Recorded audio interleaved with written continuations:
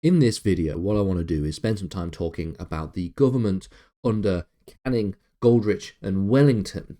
Legislation that was passed and repealed, including the repeal of the Test and Corporation Acts, the establishment of the Metropolitan police force, as well as Catholic emancipation and the role of O'Connell in that particular endeavour.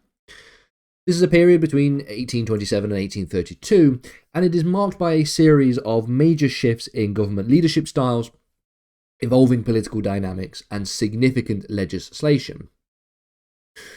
Beginning first then, we will talk about the leadership of Canning, Goderich and Wellington. George Canning became Prime Minister in 1827, after the death of Lord Liverpool.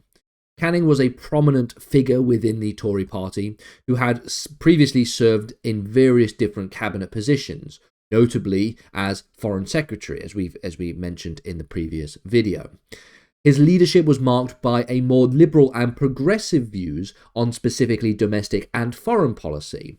Now, while this was something of a sea change compared to the more pragmatic conservative values of Lord Liverpool, it would create tensions within the government, given that Lord Liverpool had surrounded himself with a number of more conservative figures, specifically within his cabinet.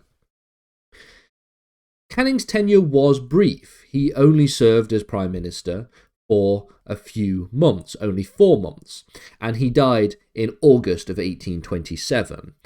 However, his time in office was notable for as limited as they were, for some liberal reforms that he supported, specifically on issues such as Catholic emancipation and foreign policy.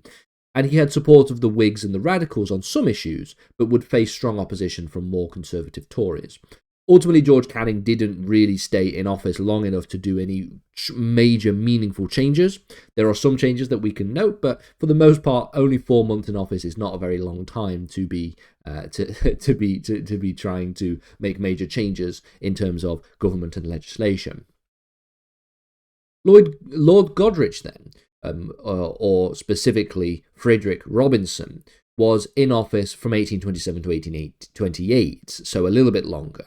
And this is, of course, after Canning's sudden death. We see that Goderich succeeds him as Prime Minister. Now, Lord Goderich was less influential and a more cautious figure than that of Canning. His time in office was marked by political instability because he struggled to manage the conflicting interests within his government, specifically between the Tory and the Whig factions. He was then forced to resign in January 1828 due to his inability to resolve the internal divisions and to deal with rising political pressures. This included pressures such as the demands for reform and the ongoing issue of Catholic emancipation. So, essentially, being in office for not even a full year was still, again, a major challenge for Goderich, and is evidence of the fact that this is a period of time in which there is no strong, stable government that is ruling for a long period of time, a long period of stability. The Duke of Wellington, then, was previously known for his military prowess and his role in defeating Napoleon at Waterloo, and became Prime Minister in 1828. Now, ultimately, his leadership was closely aligned with the Tory establishment and the conservative values. But at the same time, Wellington's government was forced to address issues of political reform. Again, things about concerning political change and concerning Catholic emancipation. Wellington was initially a staunch opponent of the idea of Catholic emancipation, the policy of essentially granting full civil rights to Catholics, particularly the right to sit in Parliament. This was a growing issue of the time, and had been a growing issue since the 1600s and the turbulent years of the Stuart dynasty. However, the pressure from popular opinion, especially after the Catholic Association's success in organising mass support for the cause, led eventually to Wellington being able to support Catholic emancipation, particularly in the Catholic Emancipation Act of 1829. Now, although Wellington's government was conservative, it had to also navigate a shifting political landscape, including the demands for reform in response to the widespread discontent, particularly from a growing middle class. And so with this in mind then, with this being said, we can think about the ways in which legislation and change began to take place during the period of these three prime ministers, sort of from 1827 to 1830. We see firstly that we get the repeal of the Test and Corporation Acts in 1828, in May 1828. We see that essentially what the Test and Corporation Acts were pieces of legislation that existed from one being passed in 1673, the other being passed in 1661, and they had both placed restrictions on non-Anglicans. So people who were Catholics, people who were dissenters, people who were nonconformists, and these were restrictions on holding public office, attending certain universities, and generally participating in civic life. And they were essentially a force of religious discrimination against non-Anglican Christians. We see that in 1828, then, in May 1828, the repeal of both the Test and Corporation Acts. In response to the growing political pressure from Catholic and nonconformist groups, the government under Lord Goderich, ultimately followed by Wellington, repealed the Test and Corporation Acts. This repeal allowed dissenters and Catholics to hold public office in many local and national institutions, including municipal corporations, which had been restricted by the Acts. The repeal was seen as a victory for religious tolerance and ultimately showed a greater step towards equality. But at the same time, it should be noted that these are just the repeals of specific pieces of quite old, archaic 1600s legislation. It had not yet fully achieved full Catholic emancipation. The repeal also contributed to growing political mobilization among Catholics, particularly under the leadership of Daniel O'Connell, who began to push for full Catholic emancipation and equal rights for Catholics, including the right to sit in Parliament. We'll talk about McConnell in a second, but for now I want to talk very briefly about the Metropolitan police force. In 1829, we see one of the most significant innovations that was introduced under the Home Secretary, Sir Robert Peel. This was the establishment of the Metropolitan Police Force. This was, as we can see, under Sir Robert Peel, under the leadership of Wellington's government. The establishment of the Metropolitan Police Force was the establishment of a centralised professional police force that was a major development in British governance and law enforcement. This new police force then was tasked with maintaining public order in London, which was growing rapidly in terms of population and social complexity. And the force was intended to address the rise in urban crime, in public disorder, and in increasing political protests at the time.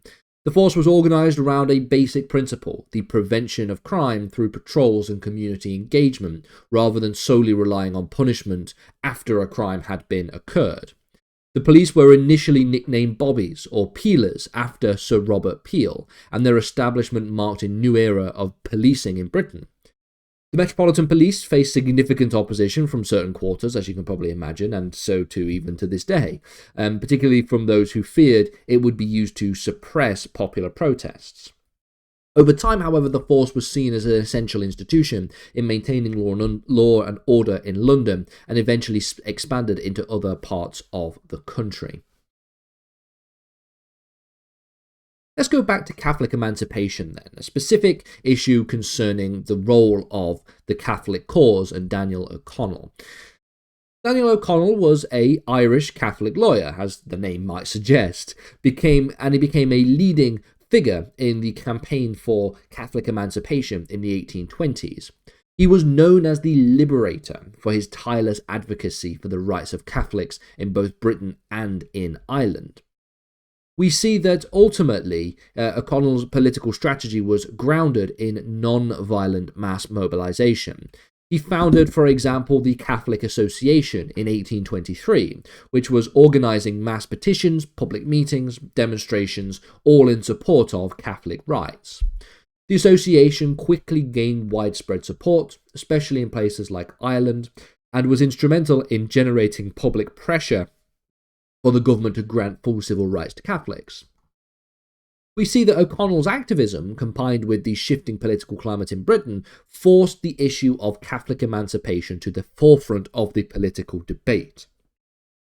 His campaign focused on securing the rights for Catholics to sit in Parliament, which had been denied to them ever since the Act of Union of 1801, which had made Ireland part of the United Kingdom, creating a United Kingdom.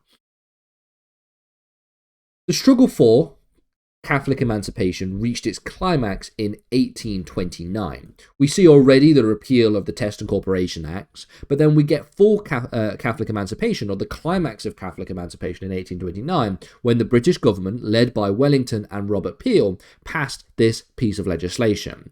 This legislation allowed Catholics to hold public office and to sit in Parliament for the first time in over a century.